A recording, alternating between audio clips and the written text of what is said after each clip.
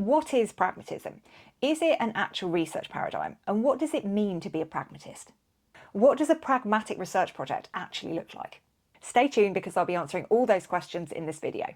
If we've not met before, hi, I'm Dr. Elizabeth Yardley, and I help PhD students get out of their own way and finish their doctorates. Paradigms can be quite challenging for PhD students because it's likely that you haven't spent loads of time studying them before you arrive at your doctorate. You might have an awareness of them, but they've always felt a bit abstract, a bit philosophical, a bit fluffy. Then, in amongst all the stuff about paradigms like positivism, post-positivism, interpretivism, critical realism, you've got this thing called pragmatism, and you're like, what is that? I have a whole host of other videos about those paradigms that I've just mentioned, but this is my first video about pragmatism. So if you're looking for a beginner's guide to pragmatism, you're in the right place. And if you're interested in getting a basic understanding of paradigms, you will want to check out my course, Paradigms for Beginners. It's only an hour long and the lessons are like 9 to 10 minutes each, so it is the bare bones basics of paradigms. And you get a load of summary PDFs to keep as well, to remind you of the core concepts of each paradigm. I'm really proud of Paradigms for Beginners. It's really good, even if I do say so myself. So if you want to go and check it out, I will link to it on the screen now, and I'll also pop a link in the description for later. Right, pragmatism. Let's get into it. Pragmatism is essentially a practical approach to research, and it's focused on what works, whatever that is. It's not so concerned with adhering to particular principles, particular ideas, or particular ways of doing things. It is just going to follow the approach that works the best for the particular research problem you've got. It's all about getting to practical outcomes. It's all about doing research that's useful. However, this is where things get interesting because a lot of people think that pragmatism isn't even a paradigm at all. Some people argue that paradigms should have a defined set of assumptions about what it is we're studying, ontology, how we go about studying it, epistemology, and the tools and techniques that we use to study it, methodology. And from this approach, pragmatism is seen more of an approach or a stance than a fully fledged paradigm. So this debate about whether or not pragmatism is a paradigm actually stems from its flexibility. Pragmatism, unlike the other paradigms that I mentioned earlier, doesn't insist on a particular approach. It doesn't insist that we go about doing a research project in a specific way. Instead, pragmatism encourages researchers to adopt whatever methods best suit their research questions. This flexibility is both its greatest strength, but it's also the reason why a lot of people say that pragmatism isn't technically a paradigm. For PhD students, this debate can seem quite abstract. It can seem quite irrelevant from the actual work of doing research. But it's worth considering what it means to adopt a pragmatic stance. If you see pragmatism as a paradigm, you're aligning yourself with a tradition that values practical outcomes over theoretical purity. If you see it as an approach, you're essentially choosing a toolbox, which allows you to mix and match methods to suit your needs without worrying too much about those underlying philosophical questions.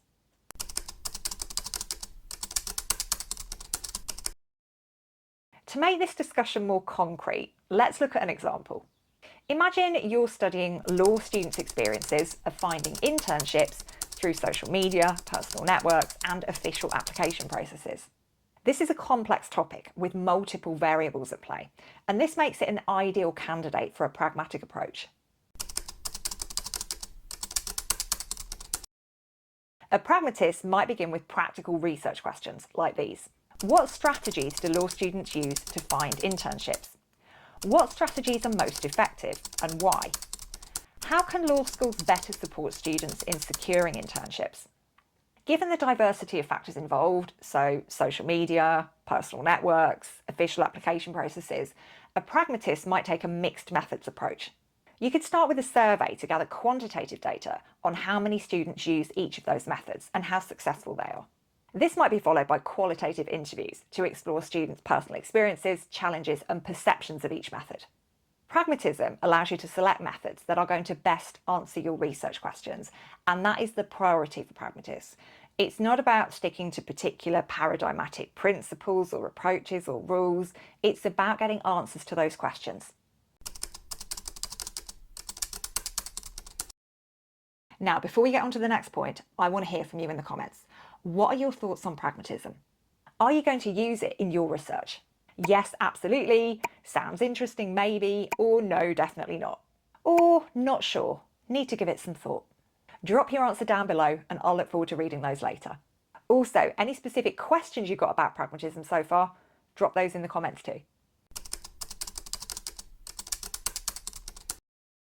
I just want to spend a bit of time on this concept of flexibility, because after all, it's one of the overriding characteristics of pragmatism and it's got particular implications. So as I've just said, one of the key hallmarks of pragmatism is its adaptability. As you collect data, you might discover new factors that weren't an original part of your research plan. They kind of come as a bit of a surprise to you. You might discover that there's a trend of some law firms using AI tools to screen internship applications, and you just hadn't anticipated that. A pragmatist would not hesitate to incorporate that into their study, even if it wasn't part of the original design. This flexibility really is where pragmatism shines, but it also raises some issues and some questions. One of the key things that a pragmatic approach might throw up for you relates to ethics. You might have ethical approval for a particular approach to the study that involves this method with this number of people within this particular time frame. And unless the ethical approval that you've received allows for that flexibility, allows for some changes and adaptations, you might have to go back to your institutional ethics committee to ask for permission to make the particular change or make the particular tweak that you're planning on making. That might hold you back a bit, that might be disruptive for your research, so that is something you definitely need to consider. Can you put in your application for ethical approval, having built in the pragmatic element of it and ask for permission to make particular changes? If that is something you can do, that is great. But I know a lot of university ethics committees can be quite inflexible. So if you're unable to build that flexibility in and get ethical approval for that, you might find yourself going back to them a couple of times. Also, there are some paradigm purists out there who really don't believe that pragmatism is an actual paradigm, and they think that as a result of that, pragmatism is not as good, is not as rigorous or as academic as a study that took a positivist or a critical realist or an interpretivist approach. So some of the critics say that pragmatism lacks the structure and it lacks the coherence of traditional paradigms, and consequently, it lacks academic rigor. And they might say that you actually need a paradigm to have a strong, solid foundation for a piece of research that will give it rigor and legitimacy, rather than a toolkit that you just kind of adapt on the fly. So if you're thinking about taking a pragmatic approach, those are some of the things you need to consider. Whether or not you consider pragmatism to be a fully fledged paradigm or not, there's no doubt that there are some real benefits to it in terms of its practical applications. Now, let's dive into some of its implications in a bit more detail.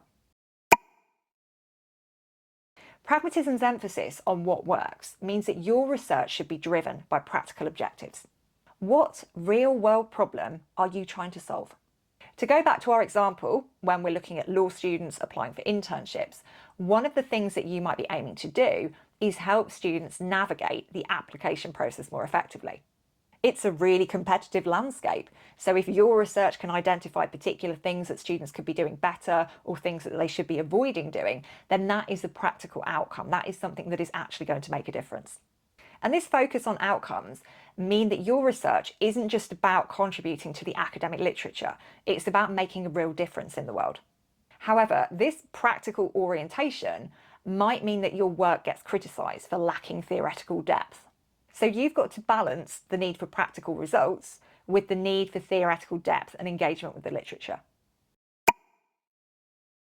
As we've already said, one of the strengths of pragmatism is its adaptability.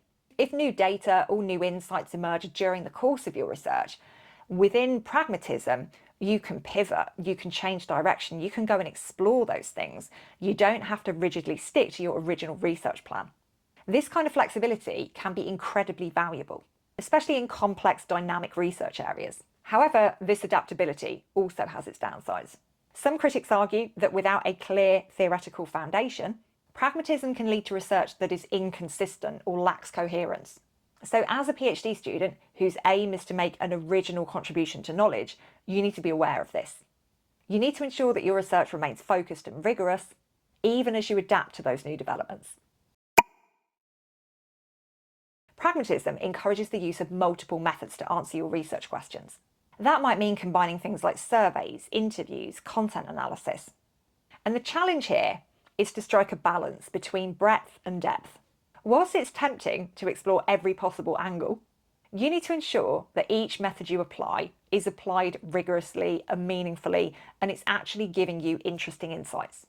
If you spread yourself too thin, you run the risk of producing research that is broad but shallow. To avoid this, it might be worth focusing on the most relevant methods and using them to explore particular aspects of your questions in depth. Going back to the example project, if social media emerges as something that is really significant in securing an internship, you might make the decision to dive more deeply into that area and to actually not look at the other areas that you'd identified in the beginning. So you wouldn't look at personal networks, you wouldn't look at official application processes, you would just focus on social media. Pragmatism's focus on practical outcomes extends to the dissemination of your research as well. Your findings should be communicated in a way that's accessible, relatable, and actionable. Academic jargon, philosophical debates, theoretical discussions, they are all important in PhD research. There's a place for them, but they shouldn't overshadow the practical implications of your work. One of your goals is to ensure that your research can be understood and the implications of it can be applied. In our example, that might mean presenting your findings to career services at law schools, providing students with practical advice on how to optimise their internship strategies, or even engaging directly with law firms to give them advice on how they can better connect on an individual basis with people applying for internships. So, is pragmatism a true paradigm? The debate continues, but what is clear is that pragmatism offers a lot of benefits for PhD students who are interested in real-world practical applied outcomes. So whether you view it as a paradigm or a flexible approach or a stance or whatever, it allows you to focus on doing research that makes a difference. If you want a deeper dive into paradigms, as I said at the beginning, check out my course, Paradigms for Beginners. It's great, it's jargon-free. If you like my teaching style in this video, then you will certainly want to check out this course. The link's in the description. Popping up on your screen now is another video that you might find helpful if you're interested in all things theoretical and conceptual. It's about the difference between a conceptual and a theoretical framework. And that is actually not as complex as you might think. So if you're interested in watching that, go and check it out. I'll see you over there.